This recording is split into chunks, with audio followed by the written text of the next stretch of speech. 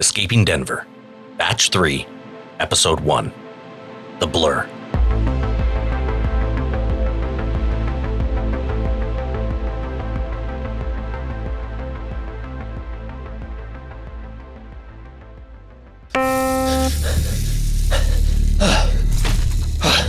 Update. I fucked up. I wasn't going to send another message until I had some answers, but it doesn't look like I'm going to get the chance. Oh, God. The sand is pouring in fast. I don't know the limits of my healing. Without that song, I don't think I could out-heal being suffocated by sand. No, I know everyone says that they didn't want things to end this way, but I really didn't. No. No. Sand. Seriously, everything down there seems to be an irrational fear I had as a child. Creatures in the dark, tests that are literally life and death, and quicksand. It's all there, and I am happy to be topside for it. That voice you just heard running through that mysterious tunnel was Noah. This is Escaping Denver. As you guessed, we are back. Back with another batch of messages that hopefully get Noah and Sara to the surface because they have been trapped beneath the Denver International Airport, sending me voice clips for far too long. And who am I? I'm just a regular guy. Promise. I was just trying to live my life, get by, before getting sucked into this mess by receiving batches of messages from two complete strangers, Noah and Sara, recounting their attempts to escape the subterranean facility. If you are new to Escaping Denver, welcome. Nice to have another set of ears. But I also recommend heading back and starting at the beginning. We are a long way down the rabbit hole at this point, so what I'm about to say might sound like the ravings of a madman without a little context. Even with. It's been a hot minute since I've had another batch of messages for us to dive into. See, this was never the type of material I wanted to venture into solo. So it boggles my mind that Noah chose to experience it alone. I get it, there is no excuse for the levels of violence that Sara reached, but at least she was on his side. It wasn't so long ago that they both woke up in concrete cells in the middle of a labyrinth deep beneath the earth. The good old days. Of course, that all turned out to be part of an elaborate experiment by a sinister shadow government called the Collective. And sure, they escaped from it with the help of a stranger named Camilla, but sadly escaping the experiment didn't free them from the vast facility, and they found themselves heading deeper and deeper underground. They seemed to have bottomed out in that giant biodome-filled cavern where, in their final standoff, their would-be captor Palmer was torn in half by a helpful Sasquatch. Noah and Sara then ventured up a giant ramp to a new area of the facility where they had to deal with a mysterious ship, the archive of all archives, and a cult operating from within the Collective to bring it down from the inside. Lastly, after discovering that a certain song amplified their new abilities, Noah regrew his hand in a hurry, and Sara used her strength to literally tear apart the soldiers that were hunting them. Scared by this new, terrifying Sara, Noah decided to go it alone. Did I miss anything? Now do you see why I told you to go back to the beginning? Right. Let's rejoin Noah.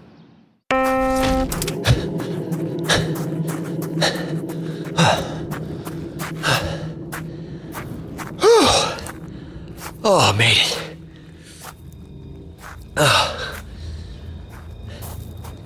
You know, after I left Sara, I was so eager to prove that I'd made the right choice, and I didn't want to reach out without anything solid. Something more than just panicked questions from Noah, but firm intel. Something to make all of this somehow worth it. Damn it, fork. Which, There's light. Found it. Found my way back. It's not as doom and gloom as we thought. We're close. I mean, I've not been myself these last, since I left Sara. We just hit a boiling point, you know? The healing, the song, the cult. Hell, the freaking spaceship. My brain was reeling, trying to digest the laundry list of impossible it was going through. What I'm still going through. I'm not out of the fog yet either. I'm clearly not thinking straight. I'm usually cautious, thoughtful, deliberate. Wonderful traits of the anxious, but Sara, she was the doer. It's like I was trying to fill that role in her absence. That's what landed me in this mess. But no more. Back to the deliberate.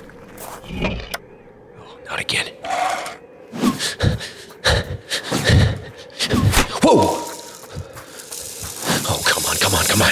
Not yet, you son of a bitch. I don't know the rules about fires in caves, whether it's safe or whatever, but I figured it was worth the risk if I could cook something. Plus, I think I read that animals instinctively are scared of fire, so maybe this will add some protection. Right? And what is Chef Noah cooking, you ask? Delicious pheasant, perhaps, a suckling pig, maybe something new. But no, it's a rat. A big old rat, and no, it doesn't taste like chicken. It tastes like rat. Ugh. You might have guessed that I'm back in the biodome cavern, behind the waterfall again. Feels safer than even the biodomes up here. There's an initial climb at the bottom that seems to deter the animals, and the path is a little too narrow for anything much bigger than me after that. I've seen a few of those flying monkey things, but they don't seem interested in coming behind the falls.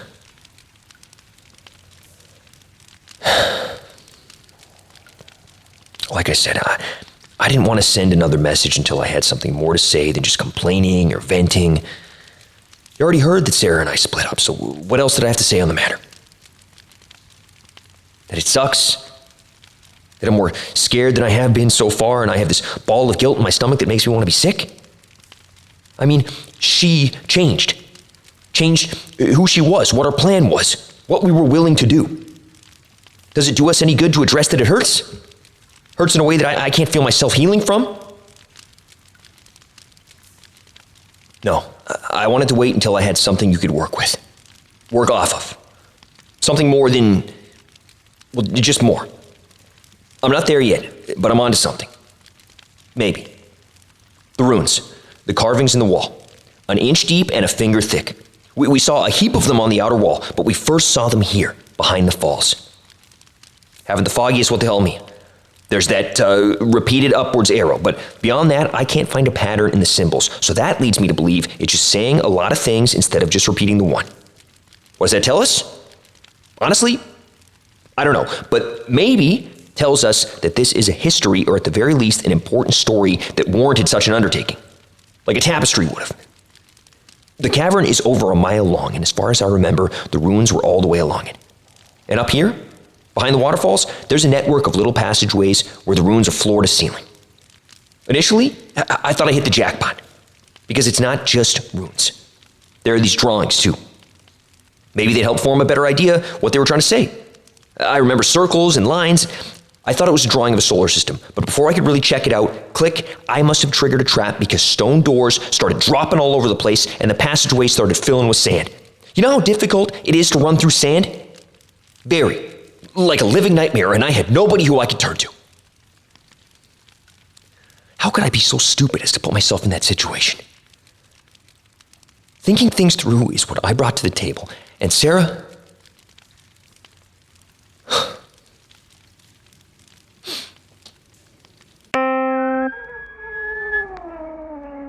Oh, good job, Noah. Wake up half the domes. Not worth the noise. Right. What do we have here? I noticed this before when I was in here with Sara. Didn't think I'd have a purpose for it, but as the pattern indicates, I'm usually wrong. Damn it. The trick is dismantling it in silence, but as I've never dealt with scaffolding, I don't know where to start. Instinct says to start at the top and work down, but this was set up like 30 years ago, so I'm not going to rush up this death trap in a hurry. I just need one solid pipe. The longer and stronger, the better. Okay, I had a thought. So, about that passageway filled with sand. It's not shards of glass or snakes or lava or anything. It's just sand. I could just dig my way to the ruins provided I can lift one of those stone doors. Hence the pipe. I'm going to leverage that son of a bitch open and finally get some answers. If I'm strong enough.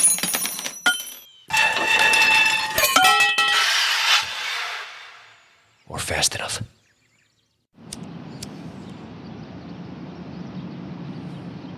I mean, I wish I could just reach through the phone and tell Noah that we hear him. Grab him by the shirt collar and explain that we don't need him to get answers. We just need him to get out. As much as I would love to keep uncovering mystery after mystery, I'd much rather get him out and explore what he's already uncovered. It's not like we've dipped a toe into the collective. We dove in. There is no shallow end in this pool.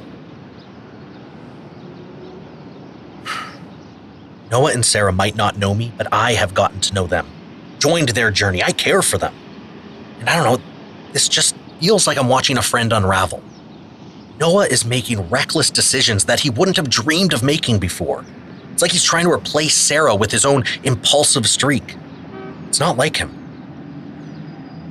That behavior serves Sara's personality, but it is not Noah. He's thoughtful, careful, scared. That healthy dose of fear has stilled his hand, and without it, he is going to get killed or worse. It's like he's trying to prove something. But to who? Whoa. And there. Right. Update. Now, before I get too far into this, I wanted to say that choices were made. For better or worse, choices were made, actions taken, and results endured. Not so long ago, I would have been crippled by my inability to make choices, but this time, I pulled the trigger. Took action. She'd have been surprised. Yeah, I'm in a tree. I doubt there's a lot of great plans that have a hiding in the tree portion, but hear me out. I never said this was a great plan, only the choices were made. See, I was having a hell of a time dismantling the scaffold. It's loud, hollow, metal pipes, and it felt like every mistake I made was ringing the dinner bell for what's out there. Could I have abandoned the scaffolding and searched for something else to pry the stone door open with? Of course, but I didn't. Instead, I climbed to the top of the highest tree, walked out on a branch, and knocked the entire scaffolding down. One loud noise. Figured I'd make the noise, hide in the tree while creatures came to investigate, then pop down when the coast is clear. Simple. Didn't take into account that they'd be able to smell me up here, which was a bit of an oversight. Now there's a small pack of something out there waiting for me. Smarter than the chupacabras. I've only seen glimpses of them. Blurs, but they're organized. I can tell that they're circling the dome, but they've barely been inside. It's like they want me to feel safe enough to come down from the tree. And it almost worked. I was halfway down when I saw a series of blurs make for the door. They're baiting me, and what's worse is that it's working. Oh, yeah. And that scary screech thing they do, that's another sign that they're still out there. Kind of them, to remind me. You know, if I can just get down, grab a piece of scaffolding, I could... I was going to say defend myself, but who am I kidding? It'll just delay the inevitable. This might surprise you, but I'm no action star. Based on what you heard, you could be picturing some towering, hulking man whose only fault is that he loves justice too damn much. But I'm not that guy. I'm not even hardcore enough to do that guy's taxes. I didn't initially come down to the biodome cavern to get answers. I came to get out. That first shaft we found, it had a ladder that went to the top. If I could just build something to get me across the gap, then I just zip up the mile-high ladder and pop back to society. And if things aren't what they seem and there's no way up, well, there's always down. That was my plan. Freedom or death or worse. But those runes triggered something. Awoke the Indiana Jones in me. I love puzzles. I do one every Christmas. I Sudoku. I've even been known to word jumble. I can do puzzles, and maybe that's what they all are. Once I figure out the trick to understanding them, I might find an option a little better than freedom, death, or worse. I could get some closure. In my heart of hearts, when I really dig deep and think about what I want, finding out why trumps getting out. If I don't know why I was taken, what their plan was for me, then my freedom means nothing. I'll spend the rest of my life feeling like I feel right now. Scared. Sara would have come up with a plan, or I would have come up with a better plan because of her. It's dangerous to go alone.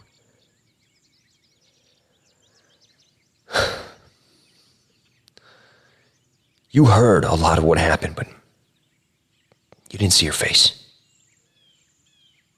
I broke her heart.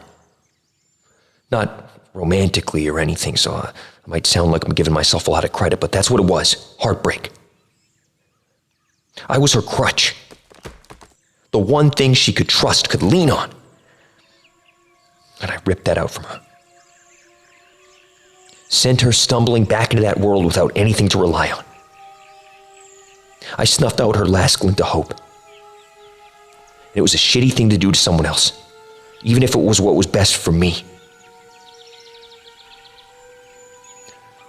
I'm gonna save my battery. I don't want to jinx it, but it's been quiet for well over an hour and I haven't seen any more blurs. I'm hoping they gave up on me. I'm gonna climb down, which up until this very instant, I hadn't thought of as an obstacle, but now, after a cursory glance, I acknowledge that was perhaps short-sighted.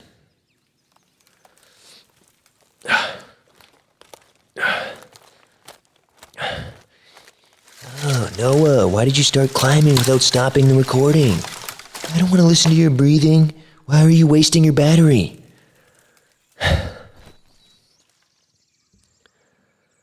You know how when you were little you were scared of the dark? I remember the long dark hallway between me and my parents' room. Felt like a mile when I was 5. I'd wake up from a nightmare and want to head straight to their bed, but between me and them was that terrifying darkness. So I'd grab a stuffed animal and somehow gain the courage to face it because I wasn't alone anymore. Well, stranger, this is scary as shit to me. And like it or not, you're my teddy bear in the darkness right now.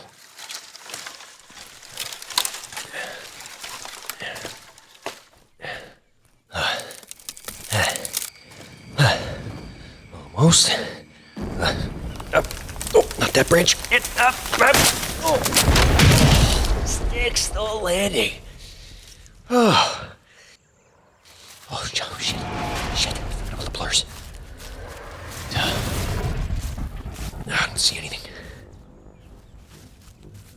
I can't see anything. There. Outside the dome. It's in the shadows between 2 other domes. Why isn't it coming after me? The blur is made for the door the last time I tried to climb down from the tree. Maybe this is something different than the blurs? I could swear I saw antlers when they were circling, but this almost looks like a human on all fours. It's hard to tell with the shadows. But why isn't it moving? What value could it have in weight? The night cycle. I can't see it anymore. It's too dark. I can't. Come on, you shadowy sack of shit! Let's see how you handle the real deal. What the fuck? Let's go! Right? I mean, come on, hooves in the dark? What the hell looks like a human on all fours but sounds like a freaking moose? For all of Noah's bad luck, in this instance, his bread landed butter side up. Whoever just showed up at the right time. Of course, the pessimist in me wants to question that timing, but the optimist is just happy Noah's safe. For now.